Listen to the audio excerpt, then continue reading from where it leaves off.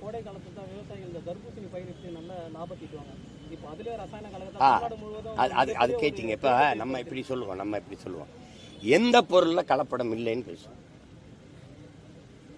எந்த பொருள் ஆப்பிள் அப்படியே சாப்பிடுற தரத்தில் வருதா? எந்த பழங்கள் எந்த உணவுப் பொருள்ல அப்படி இருக்கு? தர்பூசுல நீங்க சிவப்பா இருக்கிறதுல அதுல அவங்க சாயம் கலந்துருக்கலாம், வேணா அதை உண்ணாம இருங்கன்னு வேணா பொதுவா சொல்லலாமே ஒழிய, தர்பூசே இது பண்ண நீங்க போட்டு நிறுத்தினீங்கன்னா நியாயமா நேர்மையா அதை நம்பி வச்ச பல லட்சக்கணக்கான விவசாயிகள் 200 ஏக்கர் 300 ஏக்கர் 100 ஏக்கர்னு அதையே பயிரிட்டு கொண்டு வந்த மொத்தமா அதை சாப்பிட்டா வயிறு குழுன்னு இருக்கும்னு பேர். இங்க வயிறுல விவசாயி இப்ப நெருப்பு பத்த வச்சு விட்டீங்க, மொத்த பேர் நட்டப்பட்டு போனான். இப்ப சாகுற தவிர வழி இல்லை.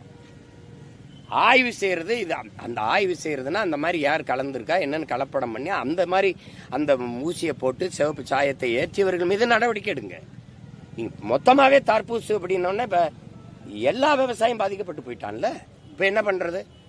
அவனுக்கு அந்த பாதிக்கப்பட்ட விவசாயிகள் யாருன்னு கணக்கெடுத்து உரிய இழப்பீடை கொடுத்து அரசு ஒரு இது பண்ணி, இது போல அது எல்லாரும் வயது முதிர்ந்தவர்கள், சிறுவர்கள், குழந்தைகள் எல்லாரும் விரும்பி சாப்பிட்ற ஒரு கோடை காலத்தில் ஒரு பெரிய உணவாக இருக்கிறதுனால நீங்கள் அதில் இந்த கூடுதலான இந்த நிற கவர்ச்சிக்காக இந்த சாயப்பொடியை சேர்க்காதீங்கன்னு அப்படி ஒரு அறிவிப்பை கொடுத்து தடுக்கணுமே ஒழிய, இது மொத்தமாக நீங்கள் விளைய வச்ச விவசாயிகளுடைய வயிற்றில் அடித்து வாழ்க்கையை நாசமாக்குறது எப்படி இருக்குது?